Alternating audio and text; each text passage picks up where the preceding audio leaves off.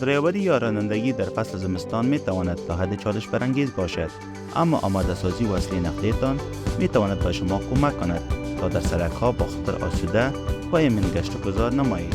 برای اطمینان از اینکه وسیله نقلیه شما برای زمستان آماده است، کارهایی که می توانید انجام دهید قرار ذیل است. وسیله نقلیه خود را سرویس کنید و شامل بررسی ایمنی بطری، چراغ‌های پیشروی، سیستم گرمایش و سرمایش و برف‌پاک‌ها.